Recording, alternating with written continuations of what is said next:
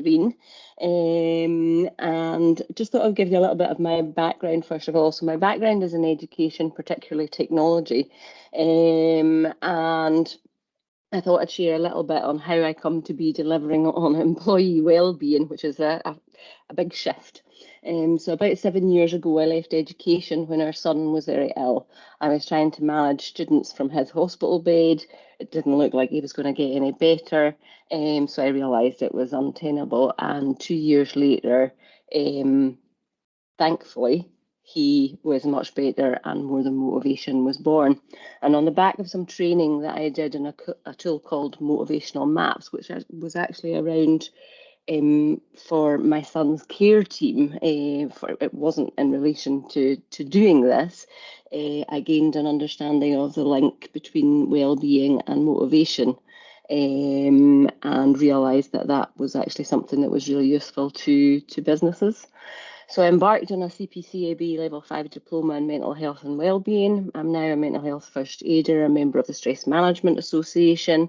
I've trained in workplace wellbeing, and currently I'm undertaking a master's in psychology of mental health and wellbeing. So that's kind of my background as to why I'm doing this.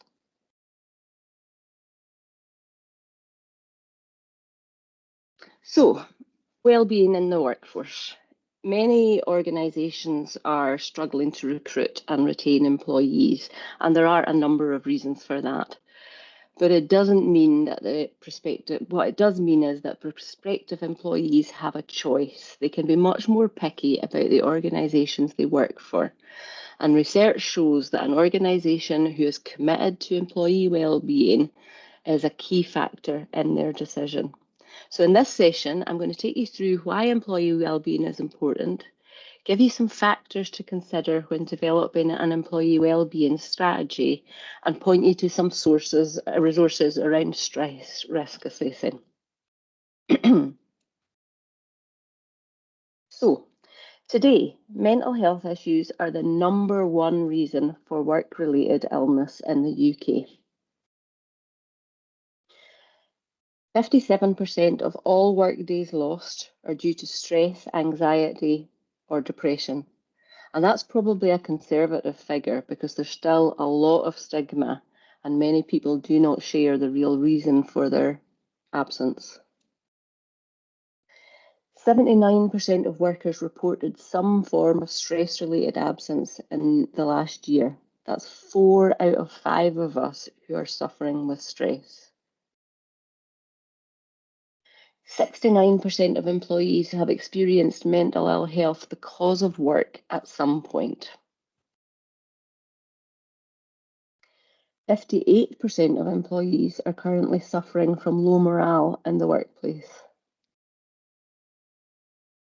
12 billion working days in the UK are lost to depression and anxiety. And in Scotland, 82% said better work-life balance or workplace culture, improved access to benefits and access to wellness tools were key factors behind changing jobs.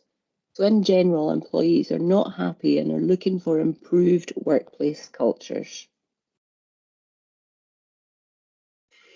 But it's not all bad news. CIPD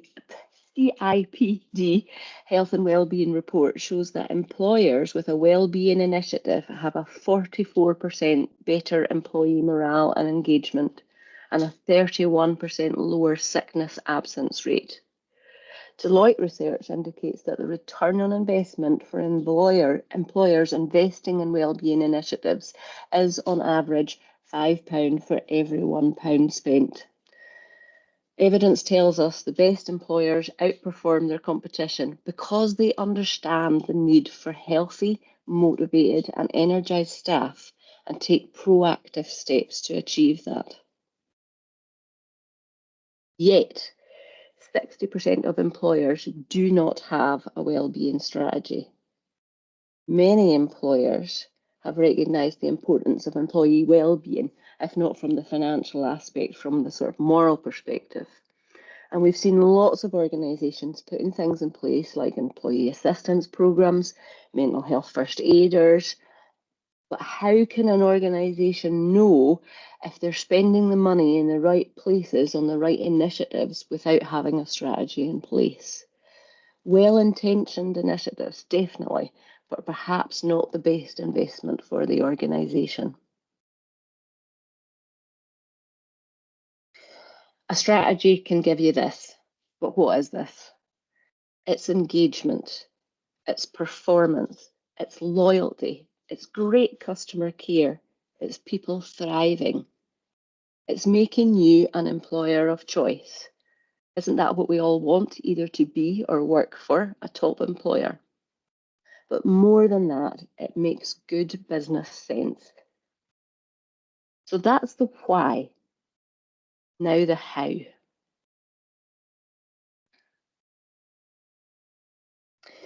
Every organisation is different, so there is no one size fits all. I can't give you a strategy and hand it to you. So it's important to develop a bespoke solution that suits your needs.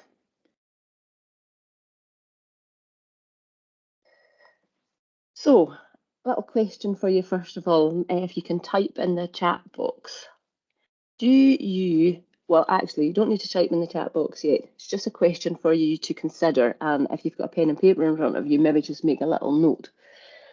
Do you currently have an employee wellbeing strategy, framework, or program? Or do you have things in place to prevent issues or to support people? So just have a little think for a minute about what you've got in your organisations.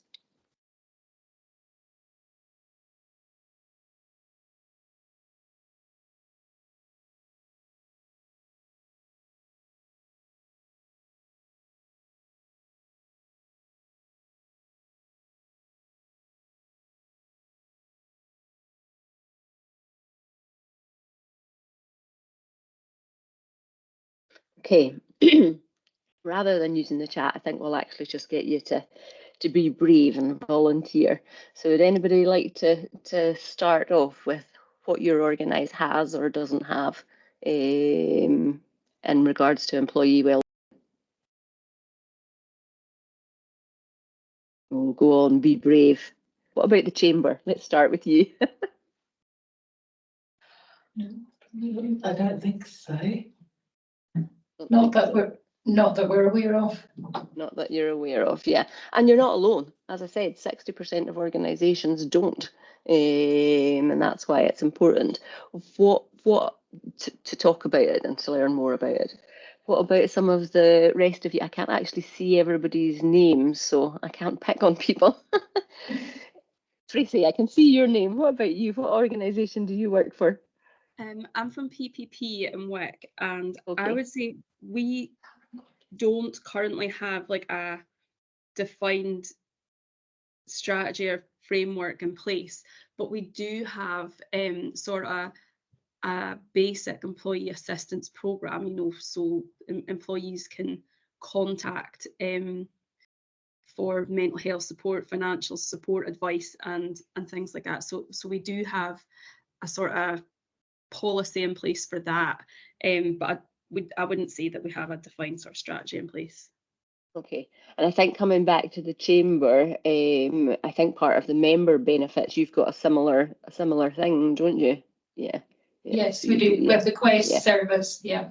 Yeah. Zoe, I can see you.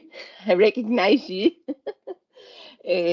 So tell us, what organisation are you with, Zoe? I'm with Caithness Clicks. Okay, so do you have anything? Again, kind of same as Tracy, I don't actually think we have a framework or anything in place, but I certainly feel very supported if I had any issues, but I wouldn't say we actually have a specific one that we could like look at and say we've got this in place. But Okay. Wendy might correct me, I'm not 100% sure. Oh, you've got Wendy with you as well. This is Yeah. the problem. I can only see 6 faces, so okay. Anybody else want to volunteer? No, nobody's going to be brave. I mean, the point is that most organisations don't have any kind of formal structure around thinking about employee well-being, and that's where I hope today that I'll be able to give you a few ideas in terms of how to go off and look at that. So what is a strategy? Well, it's a plan to achieve a goal. And do you need to have a strategy? I would say yes, but it doesn't matter if it's a 20-page strategy document or a 1-page plan. It's about what is right for your organisation. There are a number of frameworks publicly available that you could use as a starting point for your strategy, and I recommend that you do have a look at these, as there's lots of useful information to help you find the right solution for you. So, BITC is business in the community, and it was a number of large organisations that created their own Work Well model. And it's a widely endorsed framework for embedding health and well-being into an organisation. And at the core of the Work Well model, we have the leadership. So all of this, I always say, has got to come from the top of the organisation. You have got to have buy-in from the senior management. So leadership is at the core. And then round the outside, we have an inclusive culture and collaboration with stakeholders. And there are lots of stakeholders involved in employee well-being. But their 4 core elements are better health and well-being. So thinking about prevention and promotion and having a whole-centered person approach. Better work, so this is thinking about the actual job design. Okay, so having good jobs, having jobs that are designed well, and the psychological safety. How safe do people feel in their workplaces? Then we have better management, so this is more about the leadership. It's about the leadership skills. It's about being able to support employees. It's about having accountability. And then we have better specialist support. So this is actually supporting people, what's in place to support people when they do actually have a wobble or they are seriously ill, and then they're looking at returning to work. And I will, I'll email to Fiona an email with some links to these sites so that you don't have to worry about getting all the details just now. We then have the World Health Organization's Mental Health at Work policy brief, which was developed jointly between the World Health Organization and the International Labour Organization. And it provides a practical framework for implementing recommendations of the World Health Organization's guidelines on mental health at work. This one is not just aimed at employers, it's aimed at governments, it's aimed at employee organisations, it's aimed at health service planners. And there's 3 strands to it. First one is prevention. So prevention, or it's the risk assessment piece really. It's the looking at psychosocial risks at work. There's promote and protect, which is the mental health and well-being at work, how we can actually promote and protect that. And then there's the support piece. So quite similar, but a different structure.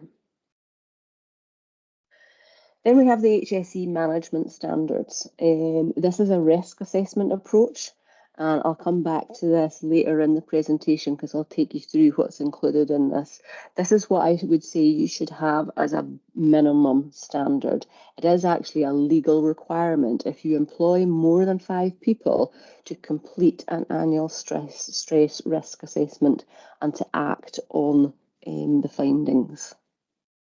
But again, if your organisation doesn't have this, it's no surprise. Very few organisations do. And technically, the well, I'll come back to that.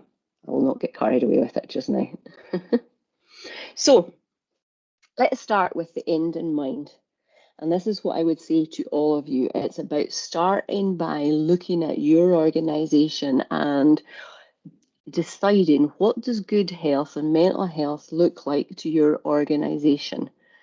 What is it that you want to achieve? and what behaviours do you want to change?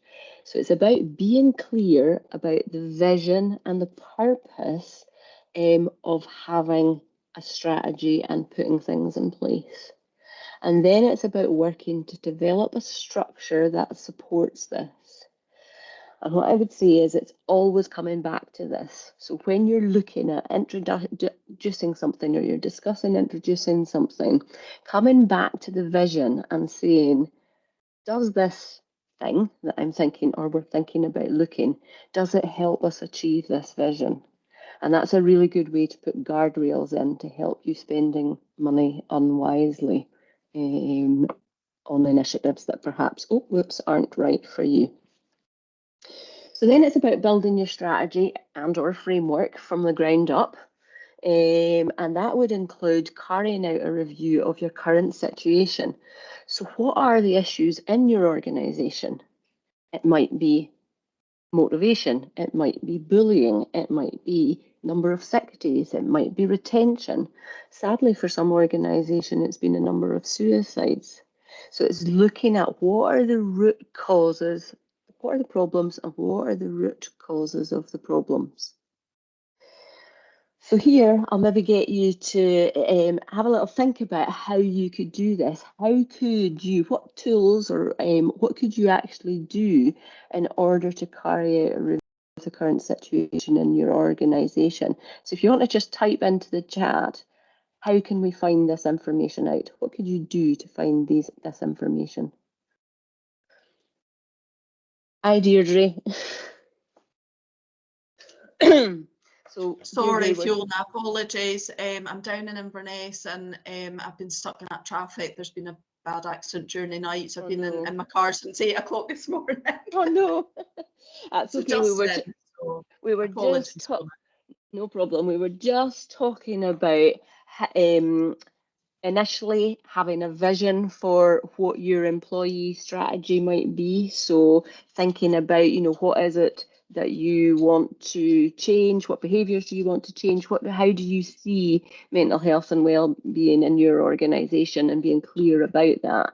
And then what we're on to now is looking at reviewing what your current situation is. So where are you at this point, so you can establish what you need to shift.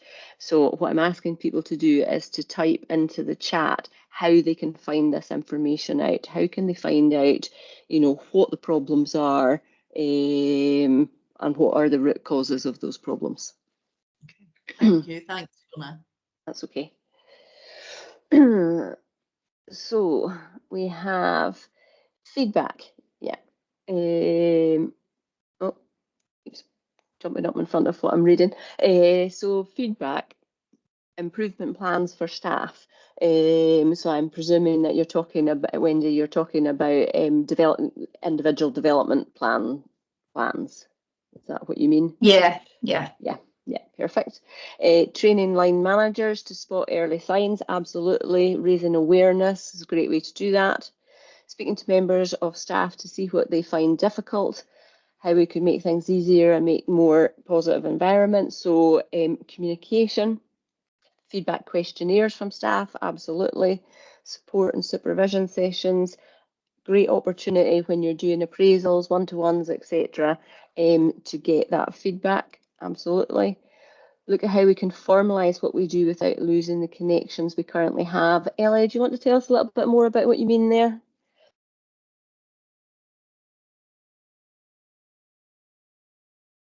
Sorry, I'm here now. We, within the 30 employees, within the retail shops, we have 12. We work closely with our team, and we can tend to spot when someone isn't very well. So for instance, I checked in with someone last week and he admitted that he was struggling a bit. So we adapted the rota to suit his current circumstances. So it's how do we formalize it without the staff feeling that they have to go through a certain process and that they can still come and speak with us. So whilst I'm pretty confident that we would pick up if any of our team were struggling, I'm also conscious that we don't have a formal process in place. Right, okay. And Sorry, so for new employees, who haven't built that relationship with us when they come in, they need to know, or I would want them to know, that we are there if there's a problem. Yeah, and I think that's about open and honest conversations. You know, I think it's just, you know, you said you've already got that strong relationships. So I think it's just about being open and honest about what you're trying to do. Yeah, but yeah, it's good that you've already got that relationships. And I guess the one thing that I would say, sometimes the people that are struggling the most are the ones that look like they're doing well. So it's just being aware of that as well.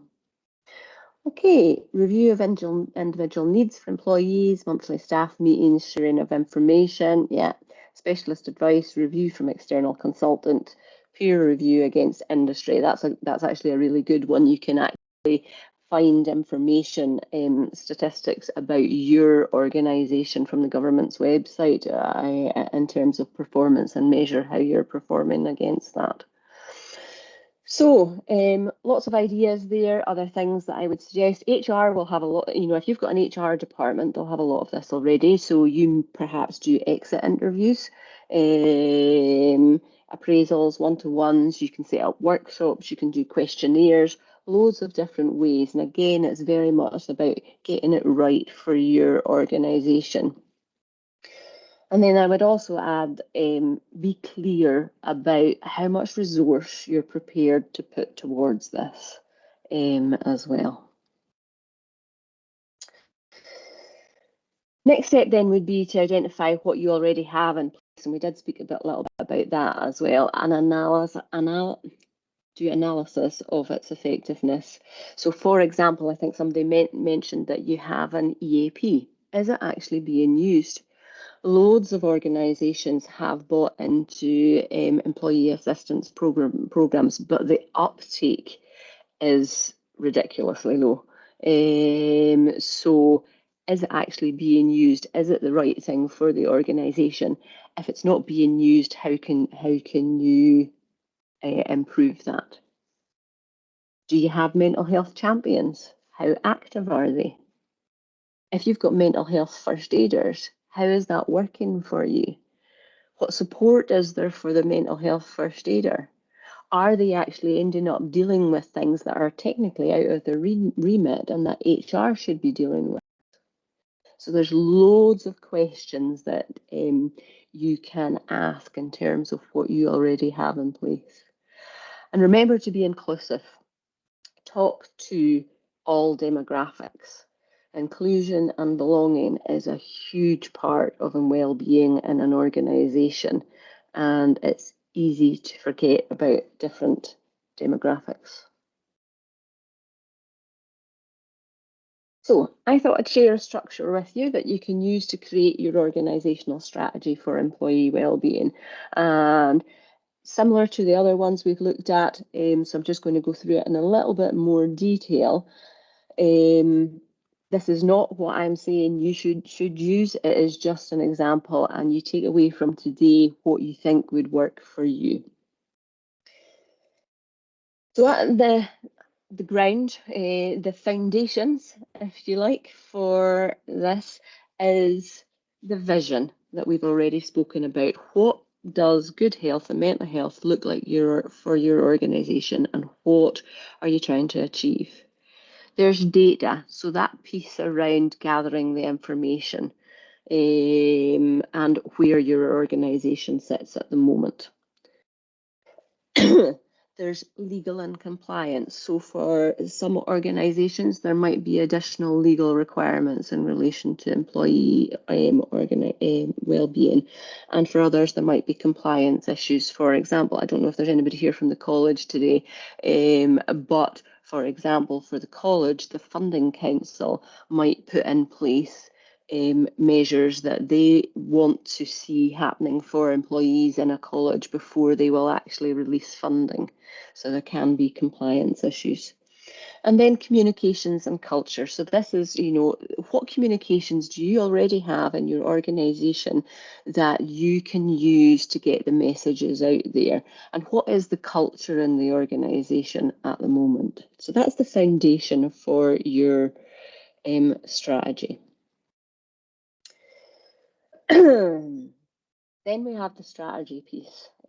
So I've split this into, well, I shouldn't say I've taken this from a colleague who has actually developed this. So we have prevention, which includes the psychosocial side. So that is the risk assessment piece. Thinking about in what ways the job could make people ill. And we'll do a bit more on this when we look at the risk assessments, the HSE's risk assessment approach. So I'll not go into any more detail on that just now. And then we've got the protect and promote piece. So this is the education. This is helping people help themselves. What can you do in order to promote and protect people's well-being in terms of education? So it might be, once a year you have a well-being day or a well-being week to raise awareness of particular issues or measures that you've put in place. This is a good way to promote the likes of the employee assistance programs. It might be that you decide to have little webinars on healthy sleep or healthy eating or exercise. It might be that you start to gather all these things together and share the resources from them on the intranet so that you're building a repository of information for people. And then on the right hand side we have the support piece. So this is what can we do for people who are struggling. So we've got early intervention. How do we identify and support people who are having a little bit of a wobble? So this might be, given a safe space for people to speak. It might be reasonable adjustments to help people cope better. And then we've got the treatment and recovery. So this is when we have someone who has been particularly ill. And again, it might be about reasonable adjustments to help them to return to work or to stay in work.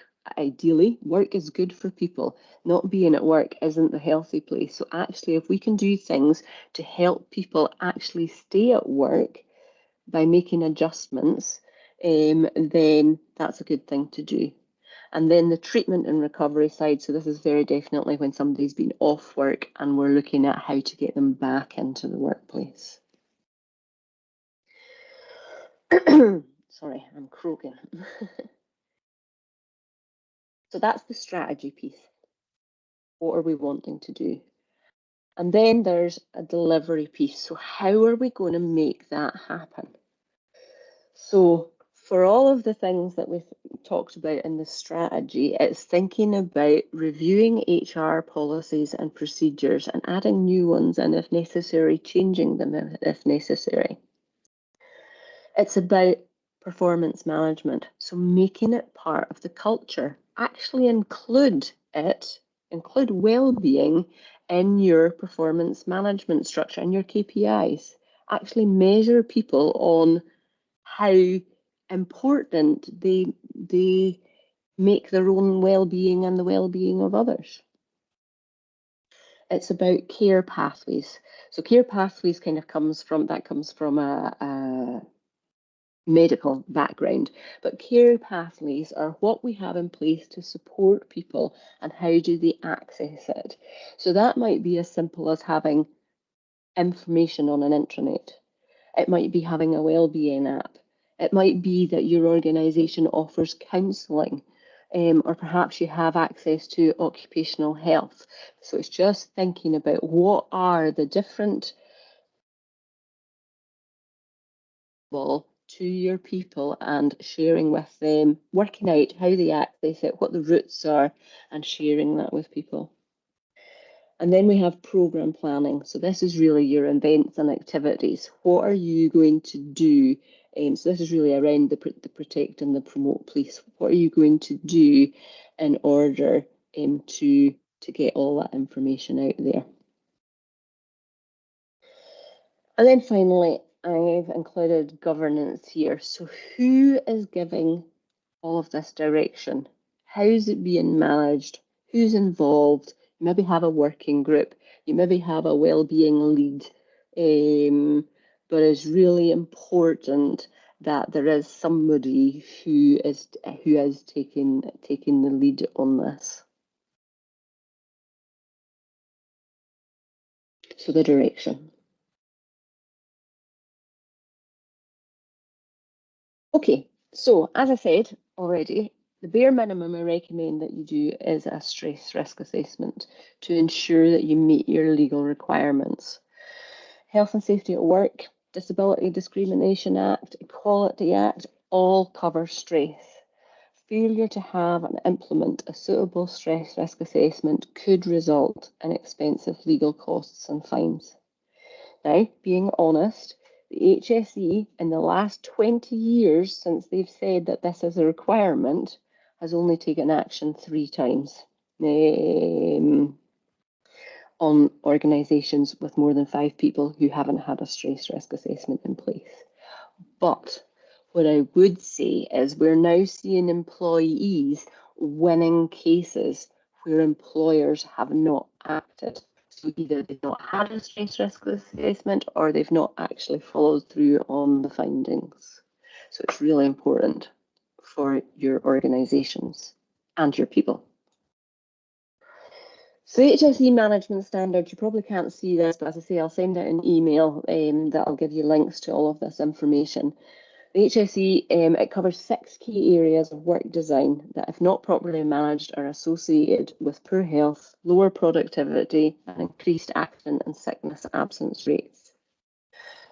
Like all risk assessments, it's a process where you identify the risks, you decide who might be harmed and how, you evaluate the risks, you explore the issues, find solutions to minimise the risk, record findings, implement your actions, and monitor and review on a regular basis.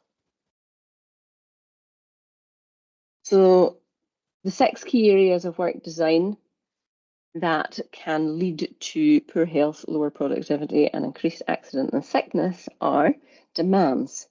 So this includes issues such as workload, work patterns, and work environment. The standard that the HSE have identified is that employees can indicate that they are able to cope with the demands of their job, and that systems are in place locally to respond to any individual concerns.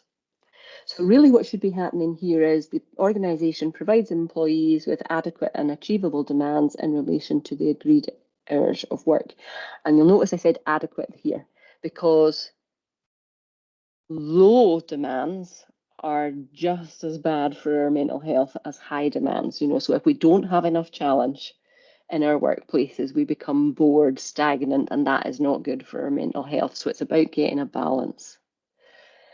People's skills and abilities are matched to the jobs and job demands. So if you have people whose skills are not sufficient to actually do the job, then that is extremely stressful. So that might be around training. Or if their abilities are not right, then it might be about finding a different role for them. Jobs are designed to be within the capabilities of the employees, and employees' concerns about their work environment are addressed. So if somebody raises issues, they need to feel heard, and it needs to be looked at. That doesn't mean to say that it is actually a major concern across the board. It might just be for that individual, but they at least need to feel heard. Control is the next element. So control is about how much say the person has in the way they do their work. So the standard is that employees can indicate they are able to have a say about how they do their work, and that systems are in place locally to respond to any individuals concerned. So you'll notice there's a wee trend here. The standard is always about employees indicating and that systems are in place to raise concerns.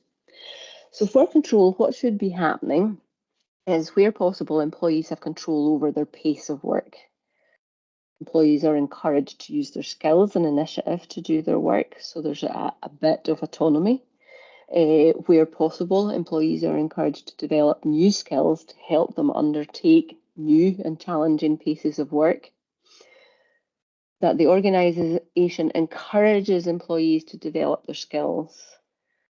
Employees have a say over when they can take their breaks, and employees are consulted about their work patterns. The third one is about support, and this is about encouragement, sponsorship, resources provided by the organisation. It's about the line management and their skills and their colleagues.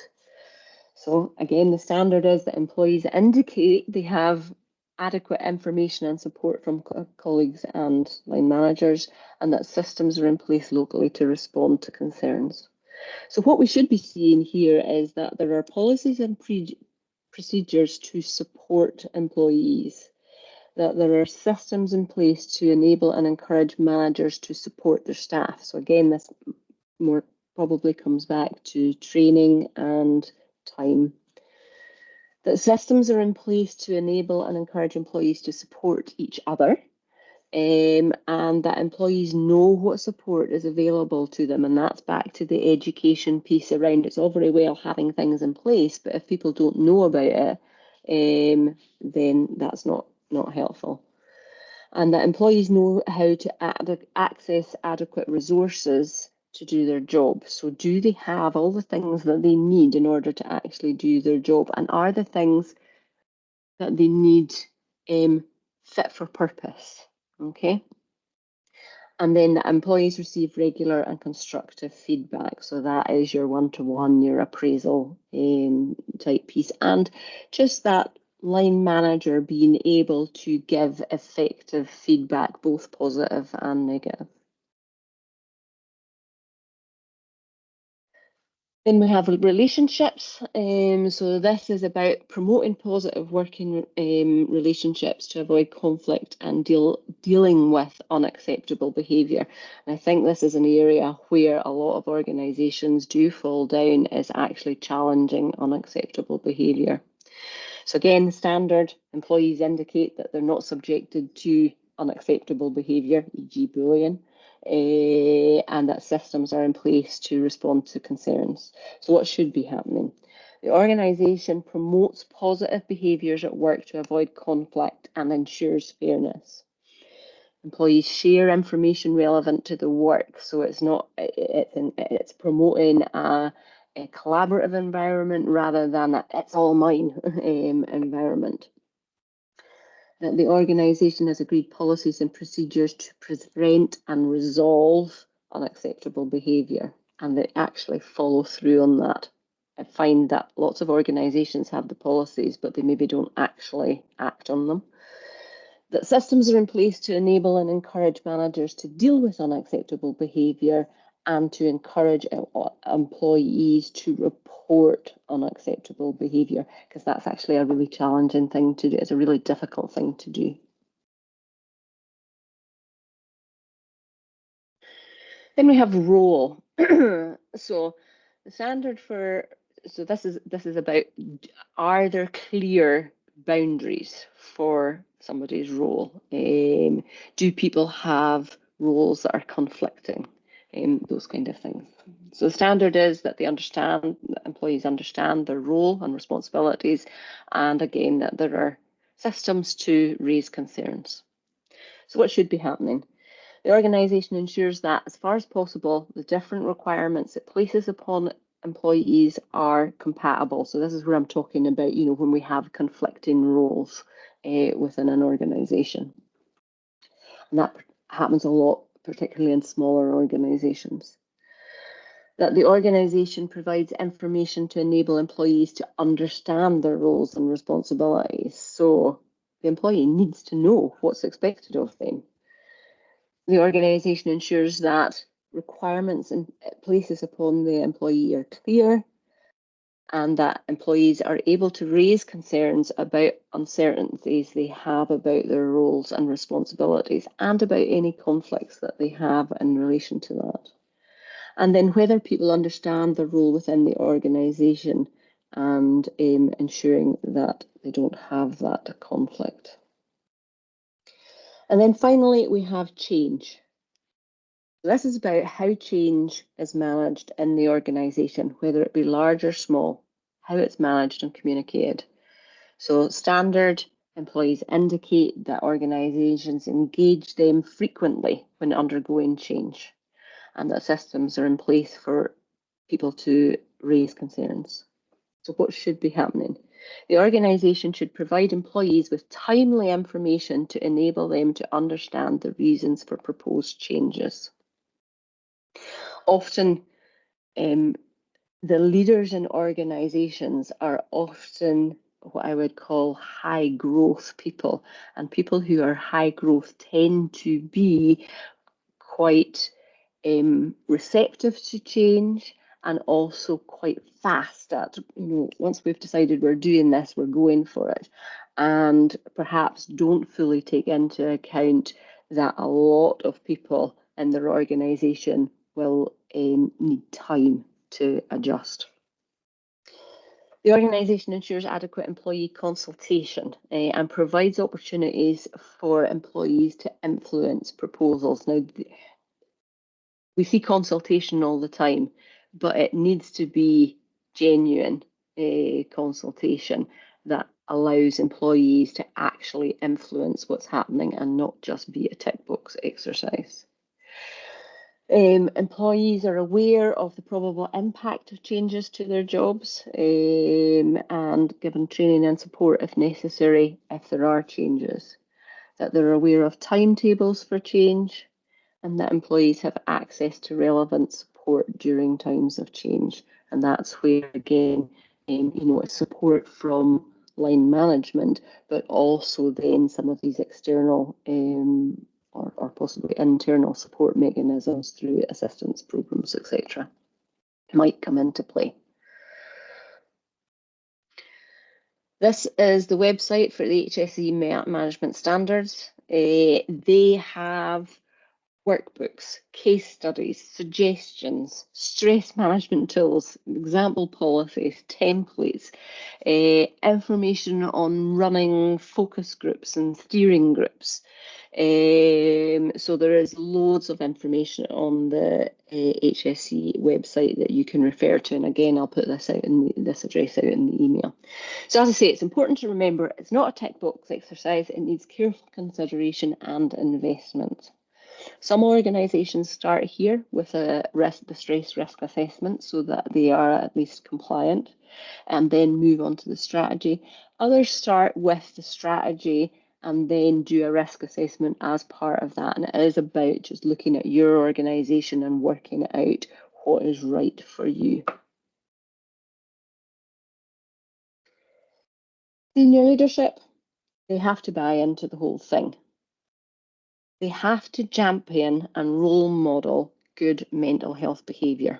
Okay, so that means not sending emails out at 10 o'clock at night.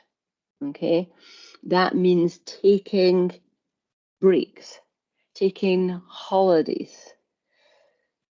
They need to be authentic when they're struggling themselves and role model good behaviours, challenge perfectionistic behaviour and expectations. They have to recognise that mental health is intrinsic to a functioning and engaged workforce, and that mental health affects us all. So it might be employees today, but it might be them tomorrow. And what I always say to managers or leaders in an organisation, think about your mother, sister, daughter, son, brother, and how you would want them to be treated by their employer if they were struggling. That's what you should be doing for your employees. So make mental health a core part of how an organisation functions, allocating it budget, providing senior sponsorship and support, and reward and encourage benevolent and caring behaviours. So that's all from me. Left a little bit of time that you can ask questions if you wish. Just stop sharing. Like that. Okay, so does anybody have any questions for me?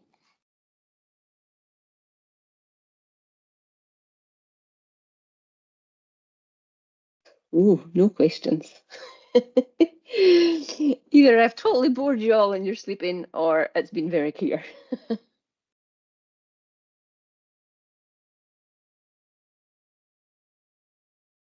From anybody? No. I have a question. It's Ellie. So whilst the leader of the organization or the leaders of the organization, it's good to show that they're vulnerable. And however, one of the questions I always have for myself is, if the team don't know that I'm strong, then will they worry more about the organization? So if I show that something is really worrying me a lot, as opposed to being quite practicable about it with them, then is that going to cause them more and more worry? Okay, I suppose I'll turn this around and say, if you don't show that you are concerned, and that you just keep soldiering on, what message is that actually sending? It's showing that we still believe in the organization and that we're going to drive through this, and they've got someone at the head of the organization who is going to make sure that they're okay as well. Okay, so I see where you're coming from, but you can lead with strength and still be vulnerable, is what I would say. It is comforting when people see you being vulnerable. That helps them to relate and to understand that you're not just you know that you actually care. So when you're you can still be strong. In fact, I would argue that vulnerability is being strong. So it is a great skill to have, to actually be vulnerable and still be able to demonstrate that you are worried about something, but that you have the what's the word I'm looking for? You have the plan.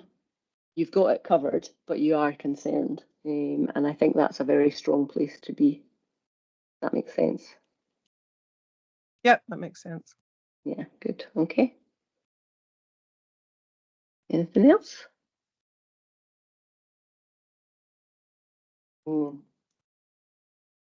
So, hi, sorry. Hi, Fiona, as Alison.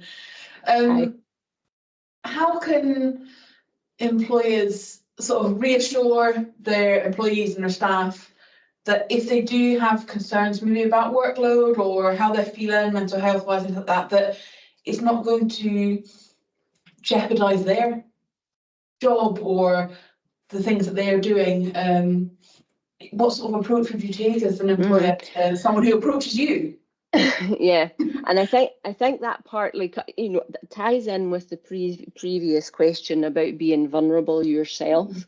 If you are able to share when you have concerns, then that creates an environment where people feel safe. So they feel able to raise their concerns and able to recognize that you are a human being and that you understand when somebody is struggling. Is that what you were meaning, Alison? I think just as an employee, if you had concern that your workload was too much, being afraid to go and speak to your employer, I guess, about that if you were struggling with stress or with your mental health.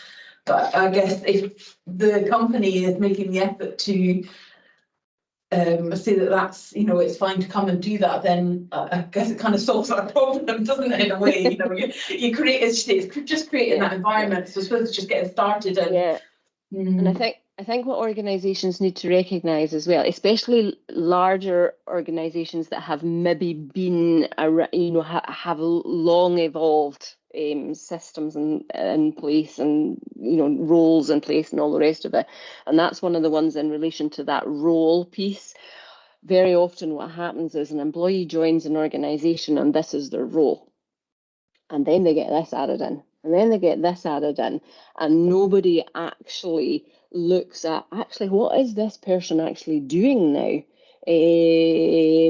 And I think it's important to review that quite regularly, and that involves having a conversation with the individual, because they're the person that's best placed to be able to tell you what their job actually is now. And through doing that exercise, you will find that there will be people who are doing excessive amounts of work. I can see, Deirdre, you've got your hand up. Yeah, I just want to come in here and say that from my point of view, I think it's like letting the staff know that you're approachable and that you've got an open door policy, and it gives them a confidence to come in and speak to you. Knowing that, you know, you're open to that communication, I think sometimes can help them. You know, even if you're feeling a bit vulnerable, that they come in and you're open with them about that. I think it gives them a confidence in you as a person, that you are supporting each other. It's not just about a manager supporting his staff. You know, his staff need to support a manager as well. Yeah, absolutely. Totally agree there. Yeah. Keith?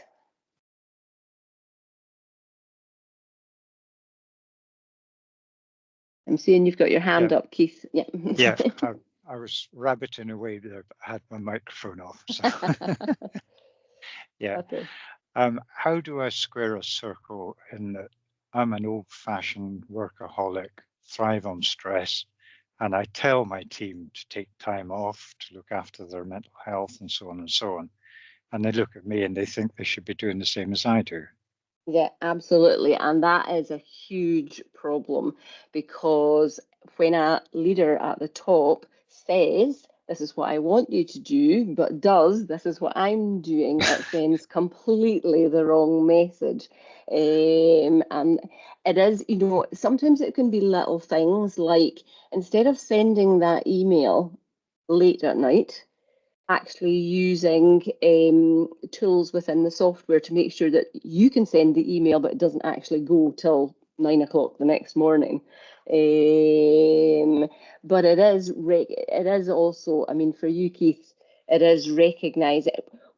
We all thrive on, I'm not going to use the word stress, okay? We all thrive on pressure, different amounts of pressure. Stress is a different thing. Stress is when it actually becomes too much.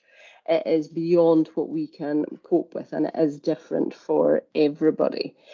But generally speaking, for everybody, they have to take rest. They have to take time out and do things that are not work related.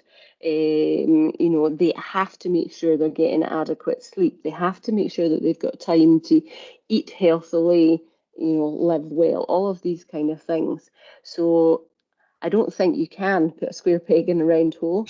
I think maybe you have to find ways to demonstrate that you look after yourself as well, and make sure that you're not doing things that demonstrate what you know, it's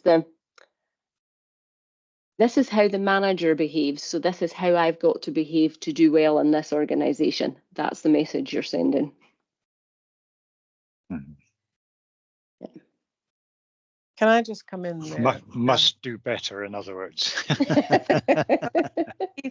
Keith, being like yourself, old-fashioned, well, it's not old-fashioned, just I've long come to accept that I like being really, really busy. So this, you know, I had this utopian idea a few years ago about how I'd go down to a 4-day week, and I ended up still on my 7-day week. And I enjoy that. so instead of stressing myself out about, oh, I need to do this, I need to do that, I just thought, no, I actually enjoy working, so just accept it. But bear in mind, at that point at which I might be sending into overload as opposed to stretch.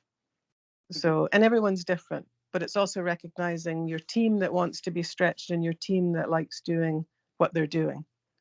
So making sure that it's not one size fits all, it's one size fits one person and what they want out of life. And the thing with stress to remember is it's like a bucket, okay?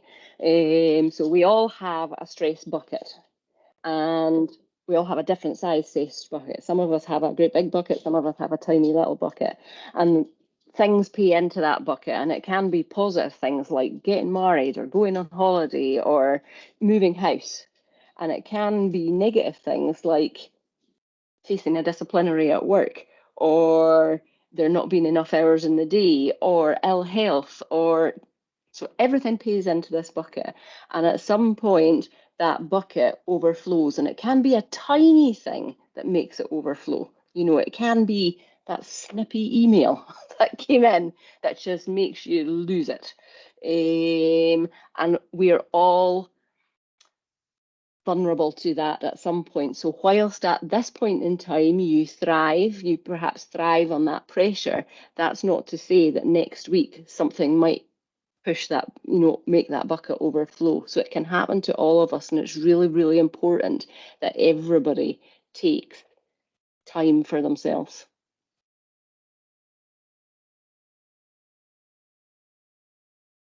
Anything else? Sorry, that sounded like a lecture.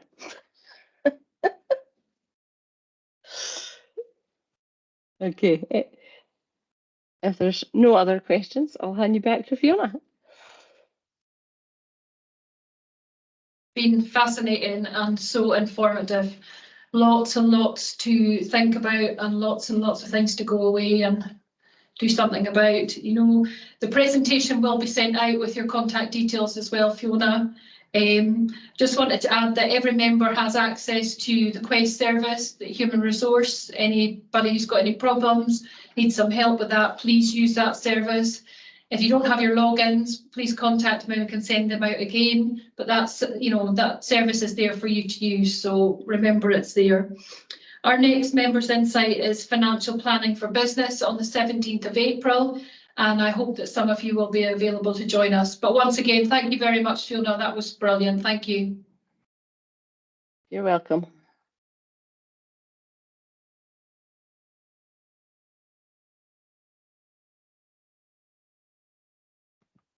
Thank you.